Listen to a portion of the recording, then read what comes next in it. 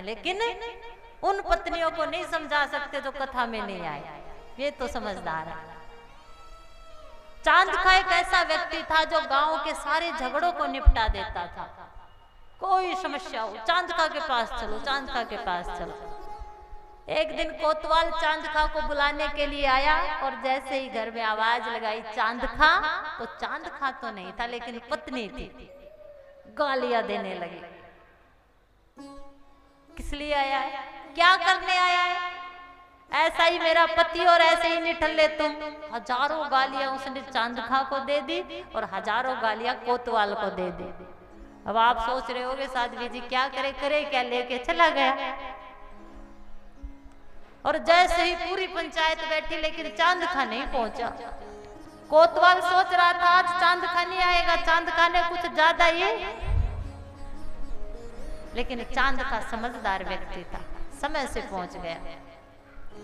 जैसे ही दोनों पक्षों की बात सुनी, झगड़े का निपटारा करने लगा, तो कोतवाल कहता है चांदखा तू नहीं बोलेगा मैं बोलूंगा।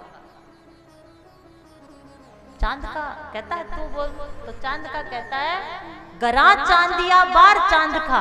हरियाणवी समझते हो ना? कौन कौन समझता, हाथ उठाना। देशा में देश हरियाणा, जड़े दूध दही का खाना, आज दे मंजिल बना आ रही हो इसे मारा हरियाणा। गरा चांदिया बार चांदखा, न्या करे बतेरे और उस बड़ी ने काट दिए जो सिर फोड़े से तेरे। कहने का अभिप्राय था यहाँ तो तू पंचायती बनता है, सुलझेड़े करता है, न्याय करता है, अरे पहले अपनी पत्नी को तो सुलझा दे, वो तुझे तो क्या जाने वाले को भी गालियां देती है। अब वो चांदखा को ऐसे ही हंसी आई जैसे ये भाई हंस रहे हैं। बनती तो सबके साथ है, लेकिन दूसरों के साथ बनती है ना तब हंसी आती है। तो चांदखा बड़ा समझदार था, उसने कहा वाथी गधी कुमार की हम थे काग मंडेरे, वाथी गधी कुमार की हम थे काग मंडेरे, और पिछले जन्म के बदले का डन्नू सिर फोड़े मेरे। पिछले जन्म में वो गधी थी और मैं कौवा था। क्या था, क्या था? झूठ बोले भजन न गावे, ऐसे पापी से डरियो, वो यम के डंडे खाएगा तुम देखते रहियो। वो गधी थी, मैं कौवा था, उसकी पीठ में फोड़ा था और उसके घाव को देखकर मैं चोंच मारता था, और जब भी चोंच मारता तो वो कराती थी। क्यों? क्योंकि उसे दर्द होता था। क्या होता था?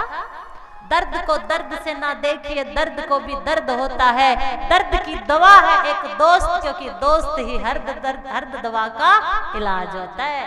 इसलिए ऐसी पत्नियों की मार और ऐसे हालातों से बचने के लिए एक दोस्त को जरूर रखिए, बोलना पड़ेगा। वो चोंच मारती थी, मेरी पीठ में दर्द होता था, इसकी पीठ में मैं मारता था। मेरी चोंच के दर्द के कारण वो कई दिनों तक छुपती थी। एक दिन वो बाहर निकली भूखी प्यासी, मैंने चोंच मारी, वो चोंच इसकी हड्डी में ऐसी फंसी, मेरे चाहने से भी, इसके चाहने से भी हम अलग ना हो सके। ये कहराती हुई गंगा में प्रवेश कर गई। प्रारब्ध करिए, कर्मों का भोग कहिए या मेरा भाग्य कहिए।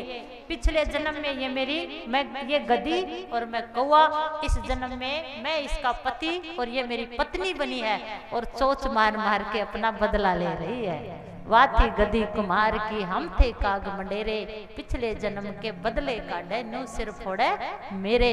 ना कोई किसी को देता है ना लेता है, सब कर्मों का भोग है, और ये कर्मों के भोग हमें, अपने किए हुए कर्मों के भोग हमें भोगने पड़ेंगे, बोलना पड़ेगा महाराज। और इन्हीं कर्मों के भोग जब ये आपको दुखी करते हैं, परेशान करते हैं, ये जो रिश्ते हैं, पति है, पत्नी है, बच्चे हैं, ये सब आपके कर्म बन के आए हैं। अगर आपको ये सुख देते हैं तो आपने इनको सुख दिया है, अगर आपको ये दुख देते हैं तो आपने इन्हें दुख दिया है। इसलिए अपने कर्मों को भोगिए, और इन कर्मों को भोगने के लिए आपको हिम्मत केवल कथा सुनने से मिलेगी, केवल दूसरों की सेवा करने से मिलेगी, गौ सेवा करने से मिलेगी, भगवान का नाम लेने से मिलेगी, और अपने आप को पहचानने से मिलेगी। तब जानोगे कि इस जन्म में इसने, किस जन्म में इसने मैंने इसका किया है, इस जन्म में इसने मेरा किया है। बात इतनी सी है, समझ में आई? किस किस को समझ में आएगी?